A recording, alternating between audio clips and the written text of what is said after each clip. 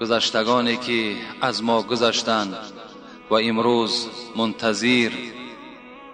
منتظر دعا و فاتحه ما و شما هستند، خدای روحشان شاد، قبرهاشون خدای پر نور بگردانی و این جمعیت ما را خدایا عمر دراز و تن صحت و خاطر جمع و کشایش کار نصیبشان بگردانی و رهبریتی که امروز بالای سر ما و شماست خدایا توفیقشان را رفیق بگردانی، محبتی به سوی ملت تاجیک در دلشان باز هم زیادتر پیدا کنی و هر یک آرزوها و عملهای نیکی که برای آبادانی تاجیکستان ما دارند خدای مهربان. اگر شما از ریختن موی سر یا اینکه از بریشی، از لاغری، بی‌اشتیایی بودن، از وزن نالازمه، پروستاتیت، درد دل، درد گرده، درد معده و یا اینکه خونو گرفتگی روده ها اذیت میکشید، پس با این رقم های در روی اکران بوده زنگ زنید، کمی از بیماری خود معلومات دهید، داروی های گیاهی لازمه را به شما شرکت شفافرما توصیه میدهد. و این حدیث هایی که شما شنیدید در مسجد های خود باید که جاری گردانید.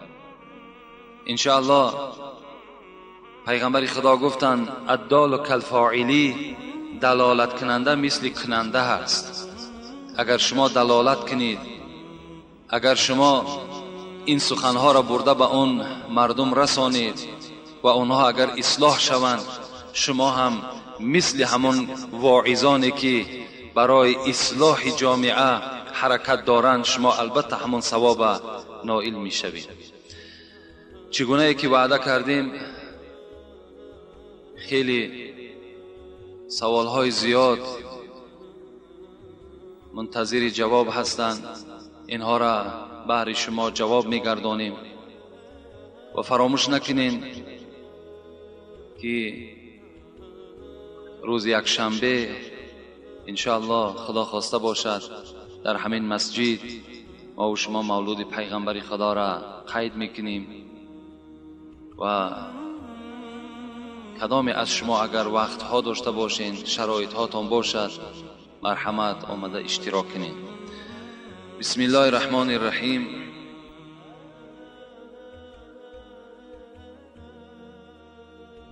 السلام علیکم داملای عزیز. همین شعر خلقی را تحلیل کنید، آیا حقیقت دارد یا نه؟ این برادر سیوم بار شد همین شعر را می نویسد و 3 بار ما فکر کردیم که حاجت به جوابش نیست، که بسیار ضرور بوده است، بسیار گشته و برگشته یک شعر خلقی بوده است که ما و شما میگوییم یک مکر زنی لاشه صدها خرابار باشد، 100 مکر کند شیطان شاگرد زنک باشد. آیا این حقیقت دارد؟ راستی بار به حقیقت خیلی نزدیک است، خیلی نزدیک است، زیرا رسول اکرم حدیثی دارد که حضرت ابو سعید خدری الله علم حضرت حذیفه روایت میکند که پیغمبر ما و شما گفتند الدنیا حلوة خضیرة فإن الله مستخلفوكم فيها فینظر کیف تعملون واتقوا الدنيا واتقوا النساء فإن أول فتنة كانت في بني إسرائيل في النساء. پیغمبر ما و شما گفتند دنیا چی شیرین است، چی زیبا است، لیکن شما فراموش نکنین ای بندگان خدا که خداوند شما را در دنیا برای امتحان فرستاد و نظر میکند به شما که چگونه در دنیا عمل میکنید، چگونه حیات خودتان را سپری میکنید. در دوام پیغمبر گفتند از دنیا و از زن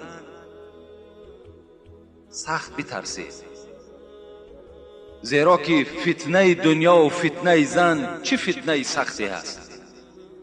محدثا که این حدیث در صحیح مسلم وارد شده است.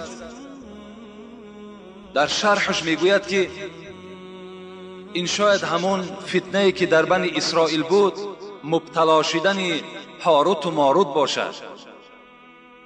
هاروت و ماروت که این فرشته های خدا بودند که اینها قصه دارند. اینها وقتی بر روی زمین آمدند و نزد خدای خود وعده داده بودند که ما تو را با پررگی عبادت بکنیم، از عبادت تو هیچ سرکشی نمیکنیم. این فرزند آدم خون میریزاند، فرزند آدم عاصی است، فرزند آدم گناهکار است. وقتی که خداوند با این هاروت و ماروت میگه نفس داد، نفس انسانی داد، شهوت داد، وقتی اینها را بالای زمین که پرتافت و اینها از دست یک زن گمراه شدن، هر دهشان. و امروز در تمام دنیا دشمنان اسلام برای مسلمان ها را شرمنده کردن، برای اسلام رخنه کردن، فقط فتنه زنها را استفاده میکنند. برای همین این یگان جای تعجبش نیست.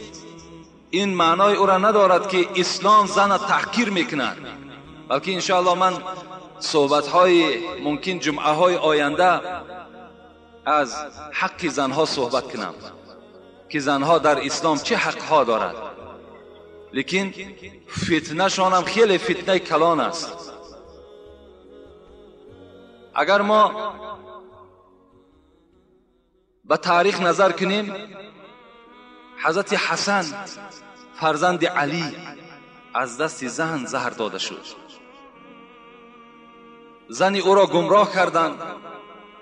نبیره پیغمبر خدا بود حسن، که رسول اکرم چنان حسن دوست می داشت که حتی راویای حدیث می گویند که از میان بالای حسن گویا که پیغمبر ایستاده بود، اینقدر مانند بود. همین حسن را از دست زنش زهر داده شد. با دست زنش، با دادن پول و مال، با وعده کردن منصب و جا، عاقبت شوهر خود حسن نبیره پیغمبر خدا را زهر داد. یا اگر تاریخ بلعم نظر کنیم، بلعم حضرت شیخ بودند، از دست زن از دنیا بی ایمان گذاشتند. یا شیخ برسیسار هم اگر در تاریخ ها نظر کنیم، از حساب فتنه زن از دنیا بی ایمان گذاشتند. چی فتنه های کلان کردند، چگونه بزرگهای را از راه اسلام بیراه کردند. از این خاطر این شعر البته حقیقت دارد و پیغمبرم فرمودند شما بسیار احتیاط باشین از مکر زن، از فریب زن، از حیله های زن. دوره های میگد امیر المؤمنین حضرت عمر بود. یک زنی میگوید نزد حضرت عمر آمدند و خواستند یک فتنه را زنده کنند. آمدند و نزد حضرت عمر گفتند ای عمر، الحال یک مرد بالای من خواست که یک کار نادرست را یعنی زنا را برپا کند. من خودداری کردم، من از دست او رها کردم. لکن گفت اگر عمر باور نکنی، گفت ان همین جامعه که میبینی آب سفیدی که در جامعه من، همین آب منی همون مرد است. حضرت عمر وقتی این دیدن حیرت ماندند. باید که اون کسی که دست درازی به سوی این زن کرده بود و باید جزا دادن در کار. در حال حضرت علی را دعوت کرد. گو علی گفت رأی تو چیست؟ فکری تو گفت در همین گفتار زن چی هست؟ میگوید که یک مرد بالای من هجوم کرد، من از دست او نجات یافتم. اگر باور نکنی مرحمت گفت جامعه من تر است، همین آبی که میبینی آب منی همون مرد است. حضرت عمر که پیغمبر روایت میکند انا مدینه العلم و علی بابها، من شهر علم هستم، علی دروازه همون شهر هست. علی که بسیار آدمی با سواد بودن، با علم که بودن، گفتن عمر گفتن خدا ترا رحمت و مغفرت کند، یک مقدار آب خنک بیار، بالای این آب گو می پرتاییم، اگر این آب یخ کند یا سفیدیش نمایانتر شود این آب تخم است، اگر در پرتافتن آب خنک اگر این آب روانده شود، نابود کرده شود، این راست میگوید زن آب منی است. وقتی که آب خنک میگه آوردن در جامعه همین زن که ریختن، با مجرد ریختن میگن این آب یخ کرد، این سفیدی یخ کرد. علی گفتن که به خدا قسم گفتند این آب منی نیست، این بلکه چی است؟ همون آبی که در داخل تخم است. گفت این همون است. گفت زن بعدا اقرار شد، گفت در اصل گفت همین بود، مرا فریفته کردند تا که اون مرد شما جزا دهین، مرا پول و مال وعده کردند، من این عمل انجام دادم. ببین چی فتنه های از پشت زنها البته صادر می شود. و امروز بعضی از زنهایی که از خدا و پیغمبر خدا دورند، ما در بسیار جنجال ها اگر اشتراک هم کرده باشیم، لکن با طرز خطی یا گفتگو با بسیاری از برادرها صحبت ها داشتیم که از حساب زنها از پدر و مادر جدا شدند، از حساب زنها از برادرهاشون جدا شدند، از حساب زنها با اپا و با خواهری که از یک مادر و پدر تولد شدند سالها هستند که قهری هستند. همه این فتنه زن است، همه این حیله زن است.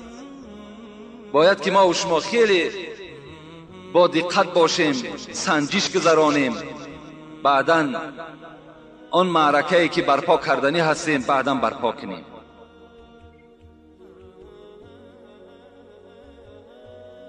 انشاءالله ما در باب حق زنها این جمعه آینده صحبت داریم، زیرا این جمعه این برادر ما را یک خط داد، میخواهم به سمع شما رسانم که جمعه آینده از ما یک تکلیف کردن. داملای محترم، یک خواهش اسلامی از شما دارم که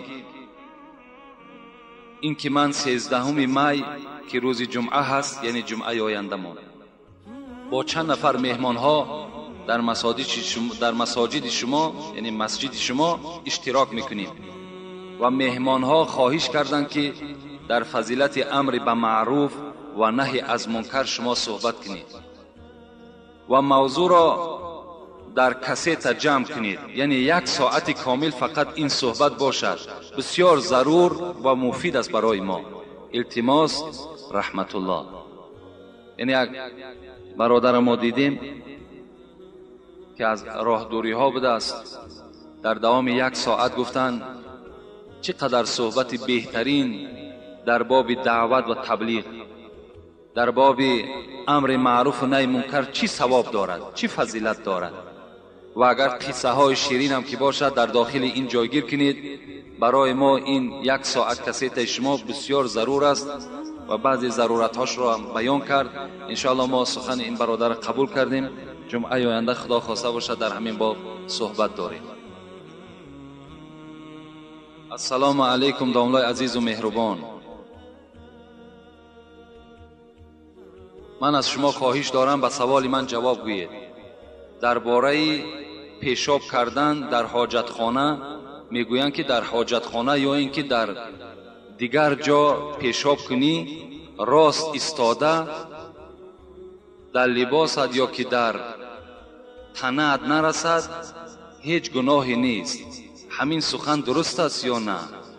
به سوال من جواب گویید. اکثر میان عمرها را میبینیم که با همین کار دست میزنند. بعد خردسال از او چی یاد میگیرد؟ با احترام داملای عزیز، این برادر مقصدش از راست پیشاب کردن است که آیا راست پیشاب کنی یگان گناه یگان غلط هست یا نه. من به شما چند حدیثی را میخوانم، گوش اندازین و از این حدیث ها خلاصه برآورین که راست پیشاب کردن خوب است یا نشسته پیشاب کردن خوب است. حضرت حذیفه که راوی این حدیث است میگوید که بار من پیغمبر خدا را دیدم که فبال علیها قائما، یعنی بالای یک خاک توب، یک توده خاک بود یا یک جایی که همین خاکروبه ها پرتافته میشد، یا ما و شما غجدی میگیم، غجدی های خانه پرتافته میشد. پیغمبر خدا بالای همان بر آمدند و راستا پیشاب کردند. حضرت حذیفه میگوید این را من با چشم سر دیدم. این حدیث هم مسلم روایت میکند. در حدیث دیگر باز همین اینش در سنن ابو داود است. اگر کسی نزد کسی همین صحیح سته باشد میتواند مراجعت کند. ابن ماجه هم روایت کردگی هستند. عایشه میگوید که کسی که گوید پیغمبر خدا راست پیشاب کرده است باور نکنید. عایشه صدیقه همسر پیغمبر خدا میگوید کسی گوید که پیغمبر راست پیشاب کرده است شما باور نکنید. انا رأیته یبول قاعدا، من دیدم که پیغمبر خدا نشسته پیشاب میکرده. این سخنی عایشه صدیقه هست. عن ابن عمر عن عمر، اینم در سنن ابن ماجه هست. بچه حضرت عمر از پدرش روایت میکند.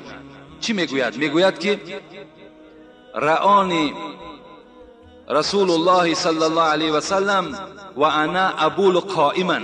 حضرت عمر گفته بود است که من یک بار راستا پیشاب کرده ایستاده بودم. عمر فقال یا عمر، پیغمبر خدا میگوید به سوی من خطاب کرد ای عمر لا تبل قائما، هیچگاه راستا پیشاب نکن. فما بلت قائما بعد، این سخن عمر است. بعد آنی که پیغمبر مرا خطاب کرد و گفت که هیچگاه عمر راستا پیشاب نکن، من در جای خود نشستم و اصلا دیگر تا آخر حیات راستا پیشاب نکردم.